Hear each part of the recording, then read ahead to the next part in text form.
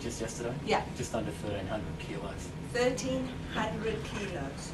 Last week in Canberra, we collected 4,512 kilos of food. In Sydney, last week, we collected 20 tons of food. That is 1 week. That is the amount of food that's going to waste every single day. I've got amazing statistics to give you. I mean, last week, any of you ever eaten, well, I'll go back a week. 2 weeks ago, any of you ever eaten Ben and Jerry's ice cream? Oh yeah. So it's a fairly new company. It is rich, it is delectable, it is delicious, and it is damn expensive. They called us to say they had 35,000 tubs of ice cream. Yeah, over, short dated. They decided they didn't want to give it away. They normally do, and they give us. They said, because it's such a huge quantity, what we are going to do is we are going to go into the middle of Sydney, we're going to go into the middle of Brisbane, and we're going to go into the middle of Melbourne. And we're going to tell people they can come and collect and take as many tubs of ice cream as they like. And they have to give us a gold coin. And we're going to give that gold coin to you, is what they said. They did that in Sydney first, and they figured people are so greedy that this is, I mean, it's not like taking a bag of rice. When they took 8 and 10 and 15 tubs of ice cream, which I'm not sure, it's rather messy if it's going to melt. But anyway, that's what people did. In Sydney, they took a gold coin. By the time they got to Brisbane and Melbourne, they said, bugger this for a joke. We're going to tell people they've got to give us a note and they can take as much as they like. And OzHarvest received last week a check of $42,000 based on that ice cream. I mean, that's an extreme case where we actually, the company decided. But yesterday, Streets Ice Cream called us to say they had, and I don't know, I guess it's winter, 6,000 pallets. Not tubs, 6,000 pallets of ice cream. Now, we would love to only be giving nutritional but hey, ice cream is good. Anyway, so over the years, one of the challenges I came across, and it wasn't huge. To most people, I guess it would have been huge, but I just thought we could do something better. Occasionally, I would speak to a couple of food donors who turned around and said, oh, we're not giving you any food because we're scared about our liability. So in May 2005, after lobbying, we had the Civil Liabilities Amendment Act passed in New South Wales, which allows good food to be given away for free without fear of liability. We had that passed in 2008 in the ACT, and we opened we're 3 years old, so we are 3.5. 3.5. So we opened in 2008. Early 2008. Early 2008 in Canberra.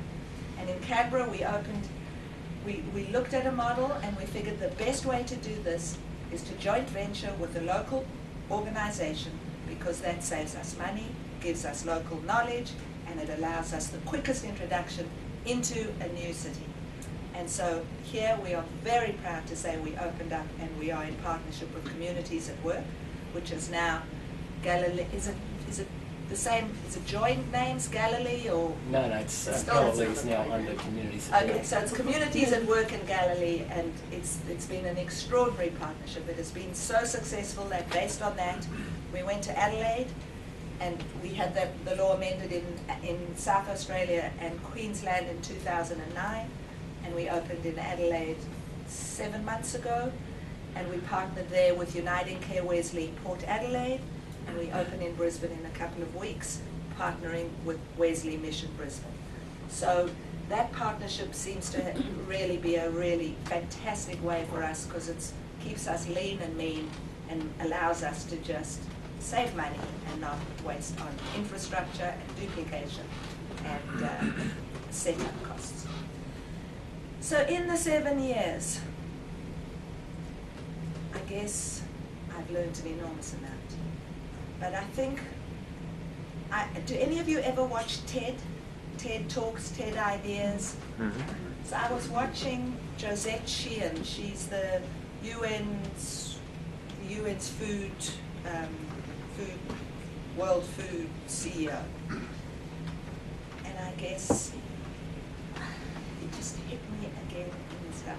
Here we are. So what we do here is we manage to recycle, redistribute these thousands and thousands, almost 3 million tons. I told you it's we will have done 10 million, so that's 3 million. I always get confused with tons. 10 million meals? 10 million meals. We will shortly be releasing that. We will have delivered our 10 millionth meal. We've done just over 1 million meals here in Canberra. That's 3 million tons of food. So the point is, there is an extraordinary amount of food. Food in this world and on this planet is not the problem. And I think we have to all put our heads together. This morning I spent the morning at a round table called together by the government looking at a national food plan. And around the table were manufacturers, there were farmers, there were producers. And the truth is, unless we come up with something really clever, which this country has to do, we just have to find a solution. First of all, for locally, and secondly, the world, the Western world has got to find a solution for the fact that 1 out of every 7 people today on this planet is dying of hunger. I mean, how horrendous is it? I'm telling you that we collect 3 million tons of food that would otherwise just have gone to waste. That means that in every society like ours, that quantity and amount of food is going to waste. So there's something really weird when today one of the people around the table was sanitarian. And I said, I need you to understand that there is a glut of bread being produced here in this country.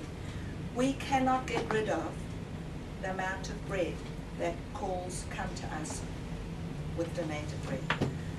So I was told today that when you put a manufacturing process in place, it's as cheap to produce 5,000 loaves as it is to produce 3,000. And it doesn't make sense, because what, and the good fielders of this country produce based on speculation and what they think they'll sell, and it's easier to make more. But what we're not looking at is the embedded water, the embedded fuel, energy that has gone into that production. And so when they said, you know, oh, it's the same and it's cheap to produce, but it cannot be cheap to produce. We know what it costs to grow wheat. We know what it costs to find water. And so until we are all educated, the whole concept of education is such a huge issue, because how do we educate people? Clearly just passing on knowledge, you all have heard this before, you all know, and I know whenever I talk to people, I'm talking to the converted, because the people that have come here have already come here because they care enough about waste, or they want to hear a little bit about our story. But how on earth are we going to get people to understand that every time we go to the supermarket and buy our 5 bags of shopping, and it happens to me too, we waste at least one of those bags. We all do it. I intended to be home tonight, so I had bought fruit and veg on Monday. I'm here in Canberra tonight. What's going to happen to that?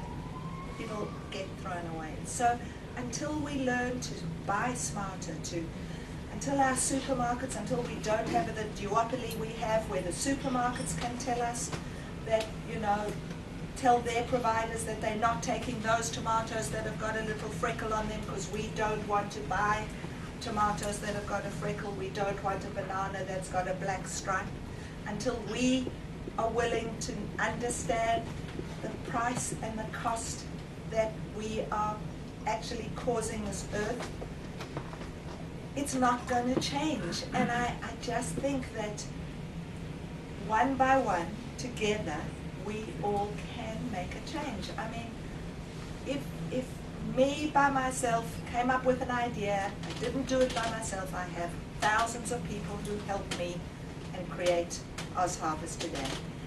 But individuals can make a difference, and when individuals get together as a group, we can make a difference. And I honestly think that we have to do something significant. So I think one of the really important things I'd love to share with you is a little bit about what I've learned just about making a difference, just about knowing what it feels like. For the first 15 years that I worked in Australia, I was working for money. I happened to love what I did. I loved being an event producer. I loved putting on events. I was passionate about that. But my goal always was to earn money, because I knew that you need money to have security, and you need money, and you need money, and you need money. Guess what I've realized after the last 7 years? Is that money is really useful. That's all it is. It's useful.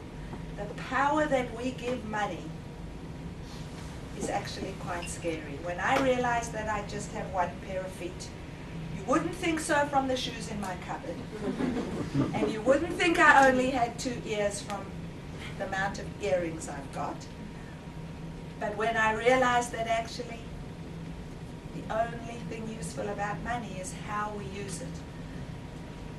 And I often say, I'm 100% sure that if Kerry Packer, who died at 69 or 70, but had billions of dollars, could have given and traded some of his money for health and for a quality of life, he might still be here.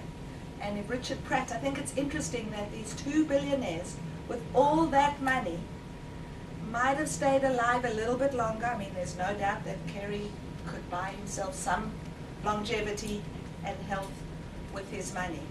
But and both of them were philanthropic, so it's not that I'm knocking what they did. I'm just saying, I think the sooner we realize that actually all we have is now.